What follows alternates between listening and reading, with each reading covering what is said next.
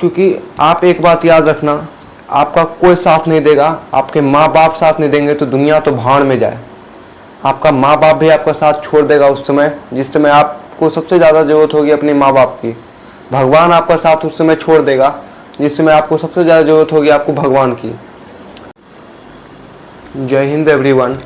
आपको पता चल चुका होगा कि आपने इस वीडियो पे क्यों क्लिक किया है, क्योंकि आपको मैं आज कुछ ऐसा अपना दर्दनाक कहानी बताने वाला हूँ जिसको सुन के आप भी सोचोगे कि कितना मेरा किस्मत ख़राब चल रहा है। अभी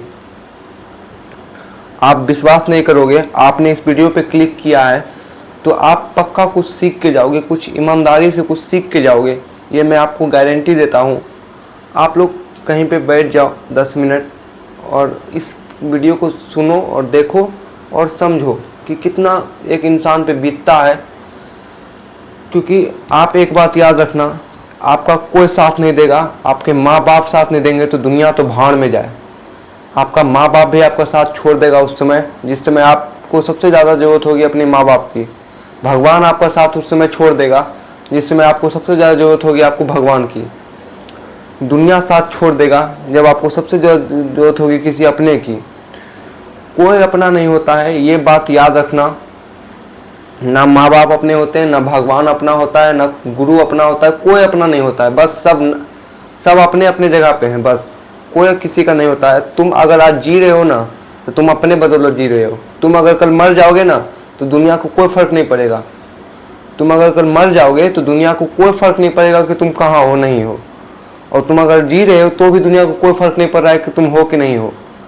इसलिए आज आपको ऐसा स्टोरी बताऊंगा अपने दर्दनाक कहानी का, आपको सुन के ना आपका कलेजा कांप जाएगा। दुनिया तो चाहती है कि आपका फ़ायदा उठाए, कैसे भी आपको फ़ायदा उठाना आपको चाहती है। दुनिया आपसे तभी मतलब रखेगी जब तक आपको उससे लोभ रहेगा। अगर आपको उससे लोभ नहीं रहेगा ना तो दुनिया आपसे मतलब नहीं रखेगी। इतना बात याद रखना, जो बोल रहा हूँ सच बोल रहा हूँ, दिल से बोल रहा हूँ, ये बात याद रखना। दुनिया आपसे तभी मतलब रखेगी जब तक आपसे लोभ रहेगा। मैं आपको फुल कहानी आज बताता हूँ, सिर्फ एयरफोर्स का नहीं। मैं बात करता हूँ 2022, हाँ 2022 में मैं 10th क्लास में था। आप विश्वास करोगे, मैं 10th क्लास में था। 2022 से पहले चल जाओ 2021 9th क्लास में जब मैं था। 9th क्लास में मैं था।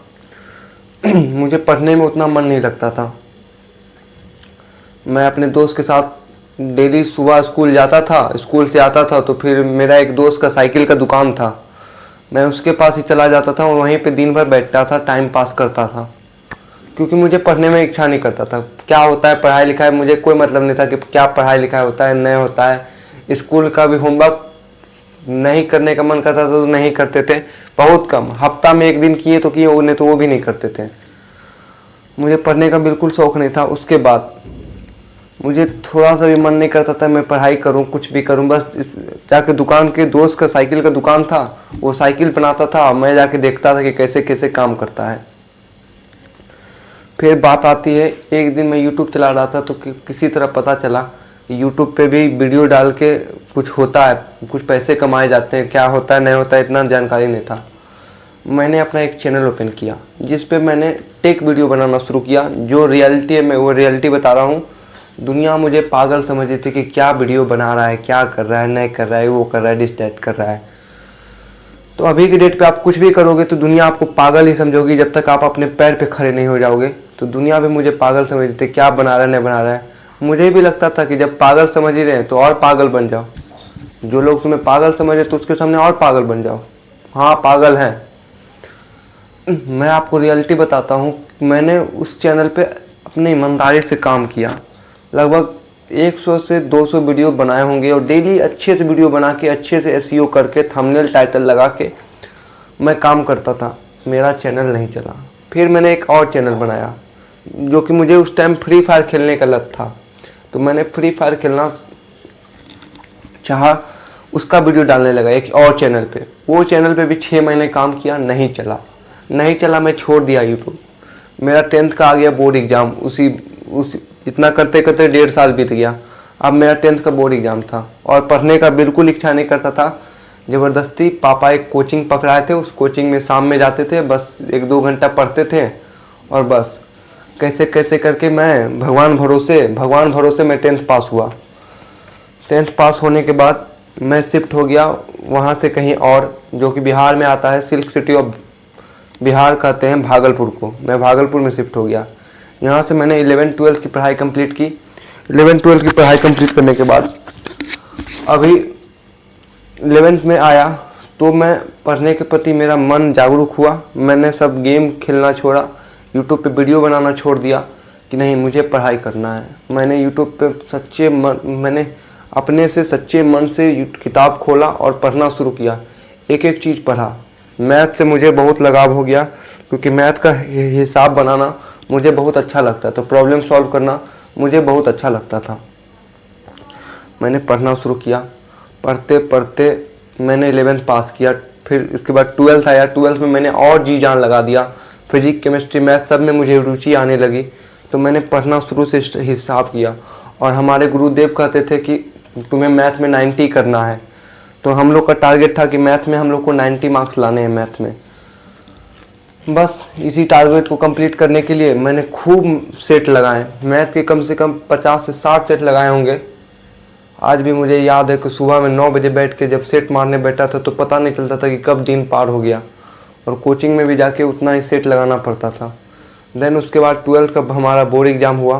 12th का बोर्ड एग्ज़ाम होने के बाद रिजल्ट आया तो मैथ में 84 मार्क्स थे, फिजिक्स में 85 मार्क्स थे और केमिस्ट्री में 80 मार्क्स थे। मतलब कि सब में डिस्टिंक्ट लगा हुआ था। तो रिज़ल्ट ख़राब नहीं था, रिज़ल्ट अच्छा ही था। लेकिन दुख इस बात का था कि इतना मेहनत करने के बाद मैथ में 90 नहीं आया। वो 90 लाना कोई बड़ा बात नहीं था, 90 नहीं भी आया तो कोई दिक्कत नहीं था, लेकिन वो 90 लाना लक्ष्य था, वो एक टारगेट था, वो एक अचीवमेंट था जो कि अचीवमेंट पूरा नहीं कर पाए। वो 90 लाना कोई भारी काम नहीं था, लेकिन वो 90 लाना एक अचीवमेंट था जो कि अचीवमेंट को पूरा नहीं कर पाए। एक सेकेंड। उस अचीवमेंट को हम पूरा नहीं कर पाए। देन उसके बाद फिर से जेई का तैयारी करना हम लोग को क्लास में बात चला।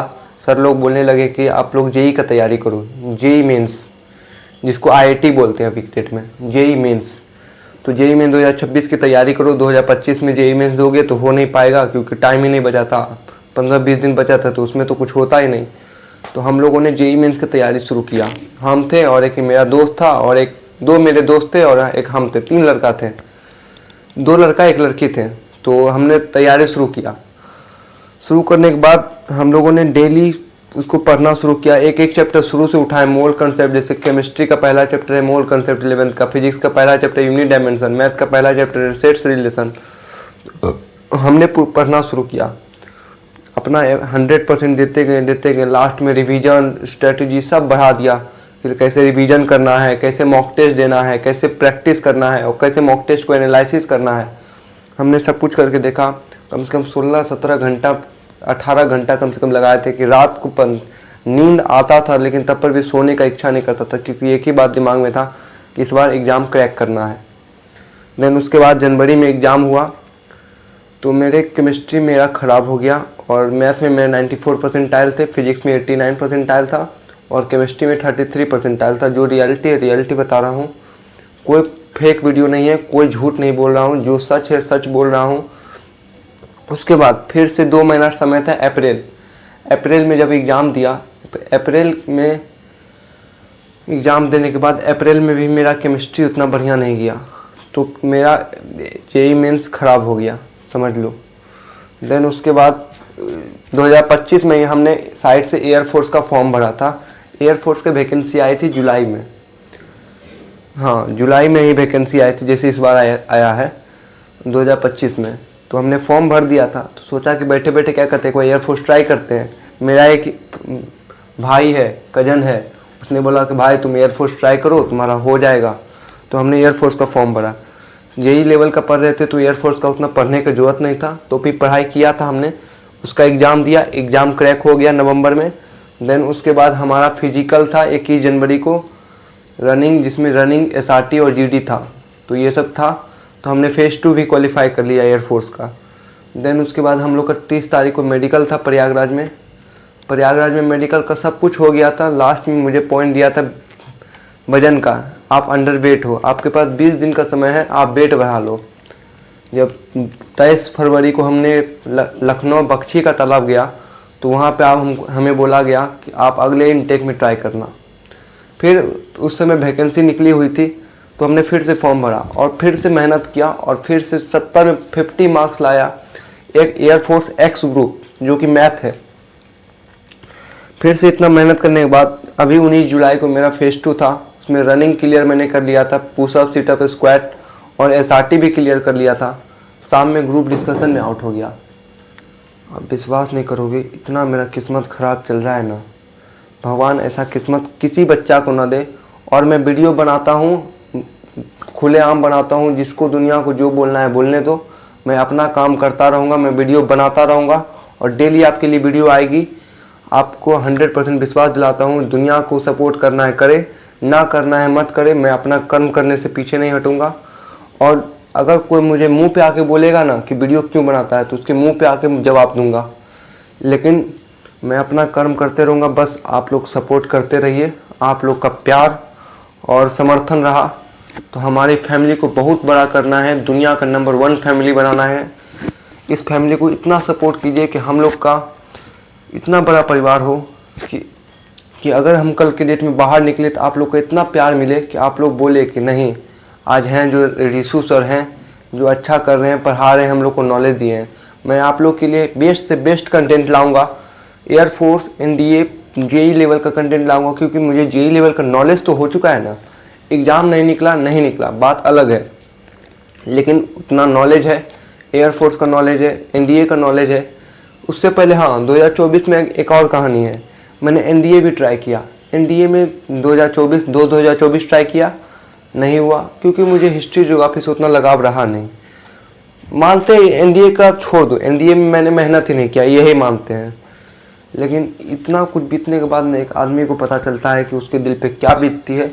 तो मैं खुलेआम वीडियो बनाऊंगा और दुनिया को जो उखाड़ना है उखाड़ ले, जो करना है कर लो भाई। जितने हेटर्स हो, तुम्हें जो उखाड़ना है उखाड़ लो। मैं वीडियो बनाऊंगा और आप लोग का समर्थन चाहिए, बच्चों का प्यार चाहिए।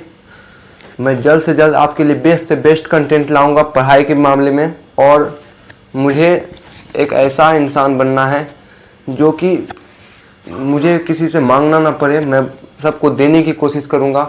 भगवान से यही उम्मीद है कि आप लोग का प्यार बना रहे, आप लोग का समर्थन रहे।